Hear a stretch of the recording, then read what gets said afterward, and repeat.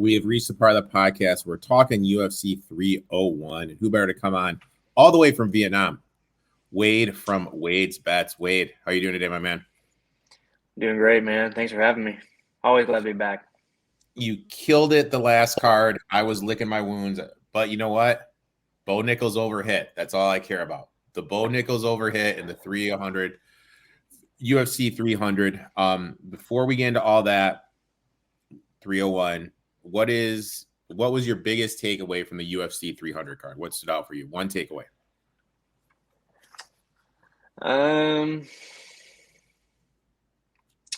Gosh, I wasn't prepared for this question, man. You know what? Came on, man. Just kind of came on. My takeaway is this. Yeah, give me yours first. Bo Nickel. Mm-hmm. He is going to lose in 3 fights. That's going to be my takeaway. I really wasn't that impressed with him. I think he's got some holes in the game. I think as soon as he starts moving up in stiffer competition, we're going to see him go down. I was a little disappointed in Holly Holm also. I think Holly Holm is unfortunately done. Her game plan to me, like, literally didn't make sense. What are you doing? You totally played into the strength of the other fighter. Max Holloway is an OG till we die. I mean, that dude is an OG. Do you think we see Justin back in the octagon, or do you think he's going to ride off to the sunset? No, I think he's going to be back. They're going to have to, I think, put up an opponent that he's worth training for and getting up for this for. But if the money's there, yeah, for sure, I can see him. He's not going to go away just yet. I was about to say one of my takeaways would be I think Holloway really positioned himself for another. I don't know. It kind of feels washed for me with him just because he lost so many times to Volk. And now he's going to get another chance at the title, and if he wins it, it's like, yeah, you beat Topuria, but you still really never beat Volkanovski. So maybe they'll fight again. Volkanovski definitely needs to take some time off, but I was pretty impressed with Holloway, man. I did not. I picked him, but I was actually pretty worried going into that fight. He was impressive. Gaethje's the real deal. He's just man. He's been in so many wars. He's just been in so many wars. So, now we're diving into 301. We each have 3 bets. We both have a bet in the Aldo Martinez fight. Why don't we start off there with your bet in that fight? Yeah, man. Let me pull this up real quick. I've actually have a parlayed piece on that. I was a little worried to take the over 2.5. I don't think either one of them is gonna take out the other one. They're definitely gonna feel each other out. I think Martinez is gonna respect Aldo too much, and Aldo having this layoff, I don't think he's gonna come out here and just take it to Martinez. Martinez is a very good fighter. I think he's the real deal. So the play I actually played was Pantoja over 2.5 plus Aldo over 1.5. They're both alt round lines on Bet365. I got that for -120. Being a little safer on those plays.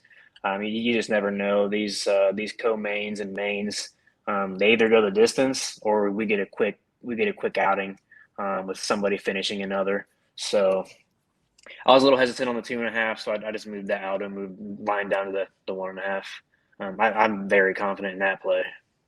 I like it. I did Martinez by decision plus 165. I love Jose, Hall of Famer, but I believe in Octagon Rust. Hasn't fought since August 2002. Hasn't won since December 2021. Martinez, in my eyes, this kid is going to be a future champion in the division, 10 years younger than Aldo. Has great leg kicks. Aldo's leg kick defense leaves a lot to be desired. This is going to set up Martinez to be able to fight him and cause damage in different ways. Both fighters, when you look at their average fight, is 13 minutes. That means most of their fights go to the distance. Aldo has takedown defense.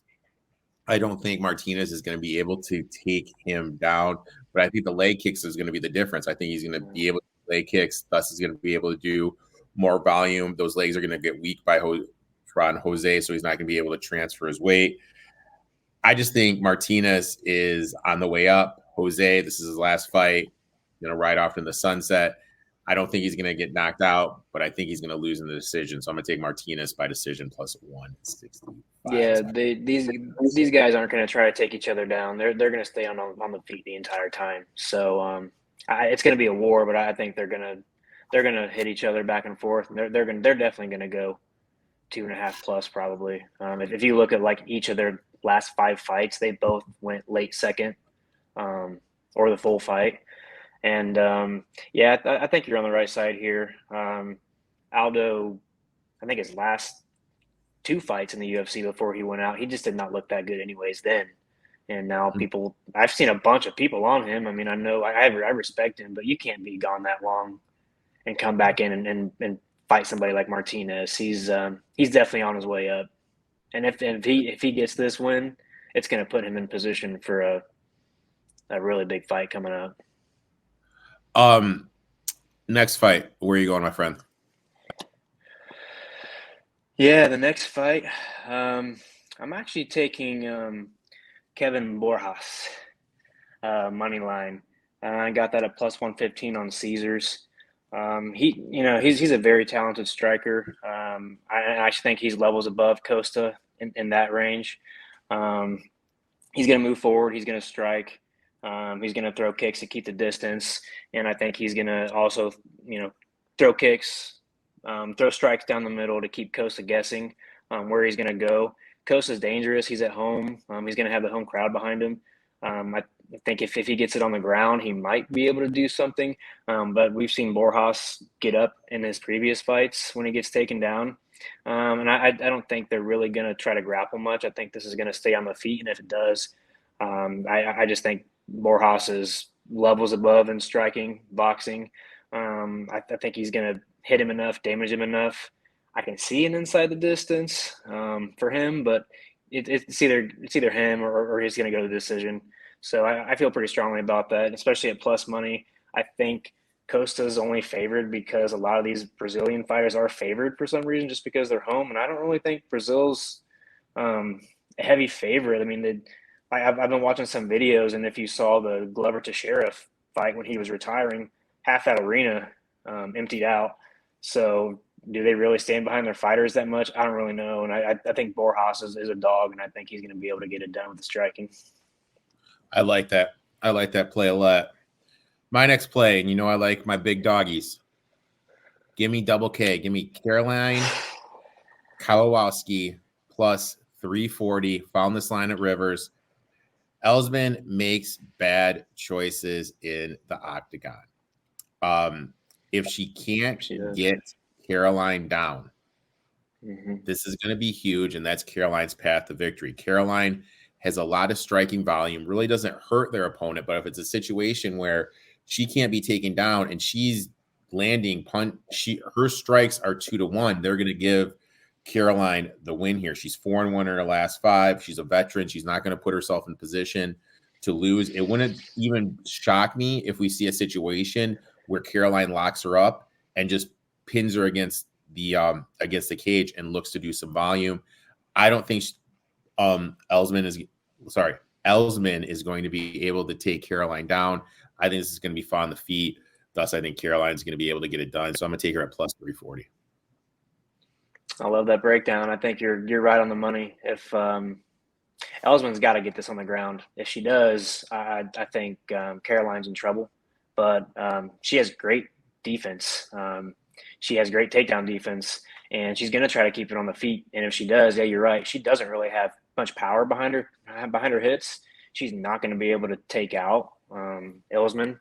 It's definitely going to be. I'm actually on this fight as well to go over round prop.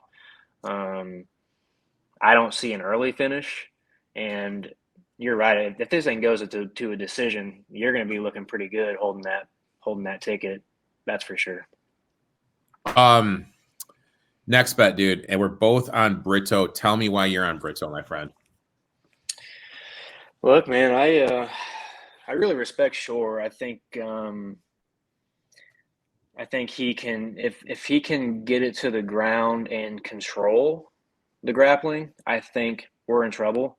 But man, Brito's bigger, Brito's stronger. I don't know if he's going to be faster necessarily. But man, when he hits hard. And I like to take guys that have multiple paths to victory. I think Shore's going to be very careful. If he tries to go inside and try to grapple, or at least try to get inside the pocket with him, he can either get caught and slept with a big hook, or I think Brito can slip him and get a submission. So I know Shore's never been knocked out, but there's always a first for everything in the UFC, right? And I think he's got to respect Brito's power. He's Brito's the bigger fighter. I think Brito also is very good at grappling. So Shore just has to be careful all around. And I really like to back guys that have multiple paths to victory. And I really don't see how Brito's going to lose this. I've seen some people on Shore, and I think they're kind of crazy, man. Yeah. I think Brito, I got him by decision. I actually got this at plus 340. Shore is a stud athlete with an elite chin, never been knocked out. Yeah. But I feel he's not going to be able to stop Brito getting him to the mat. I think that's kind of the key. I think Brito's going to be able to win the ground game, and I think that is going to be the deciding factor. You look at Shore's competition. Who has he really fought? This is kind of a little bit of a step up. I think that's going to look to get exposed. Brito, 4-fight winning streak, obviously better competition, as we just talked about. But again, I think the difference is just going to be the wrestling. I think Brito's going to be able to get him down. I don't think Shore's going to be able to defend it. I think he's going to be able to grind his way out into a decision victory. But because of Shore's striking, I think it's going to take – he's not going to be careless. It's going to be one of those, grind it out, get a couple takedowns toward the end, and that's going to be the key. Well, speaking of that, I think Brito averages over 4 takedowns a match. So I don't see how he's going to at least hit 3 or 4 takedowns in this match as well. He's just stronger. He's bigger. Shore's got to be careful. He like you said, he's a very, very good athlete. But I think there's levels to this, and I think there's too much there's too much power, too much strength, and really too much skill on the ground from Brito to lose this. Wade, I'd like to thank you for taking time out of your vacation over in Vietnam. It is 4 a.m. right now over there, and you are here talking UFC. Appreciate you more than you know. Definitely a beer on me if you ever make it up to the Chicagoland area, my friend. Yeah, man. Why don't you tell everyone where they can find you on social media, join your Discord, and read your articles that you provide for bettorsinsider.com. Yeah, I appreciate that, man. No, and you guys just find me on X at Wadesbets. In my description, in my bio, there's a link to our to my wap.com service that goes through Discord. We offer a 7-day free trial, so you don't have to pay anything. Just come check us out. If you like the community, you can stay. We give out our main sport right now is MLB baseball, but we're on UFC every single weekend when there's an event. We're also working in some PGA Tour stuff now, and I'm writing articles for MMA and PGA, both with bettorsinsider.com and eatwatchbet.com. So you guys can go to those websites and get free daily articles from a handful of writers on each website, and it's free. So, no reason to go there. And if you like the plays, you can take them. You don't have to pay anybody. So I'm looking at the website right now. Heck of a website. Make sure you guys check it out. Wade will be back for UFC 302. Also, he does a baseball show. Why don't you tell everyone when your baseball is? Yeah, we usually do those on Mondays, usually our main show, and then if we have time on Fridays, we'll do a quick show. We just put one out today. We just Mike and I give out our best bet. We usually talk about one or two things from either that week prior or the weekend coming up, kind of just things we're looking at, any kind of player news, any futures that we're laying. Heck, Mike just laid a 50-1 on Max Fried to win the Cy Young after he's had some good outings. So I mean, you guys can get some good stuff from there. The videos are usually pretty short. We try to keep them 20 minutes. Sometimes they go a little longer just because we like talking baseball. But yeah, we'd love to have you on sometime, man. Yeah, it's just it's a good time. But yeah, Mondays and Fridays we usually release those by noon. We record around 10 a.m., 11 a.m. and try to get them out by noon. So. Awesome, man. Just let me know when. I'll do my best to be there. Make sure you give my boy Wade a follow, and we'll be back for UFC. He'll be back for UFC 302, and good luck in your bets. Can't wait. Thanks, man. You too. Thanks for having me.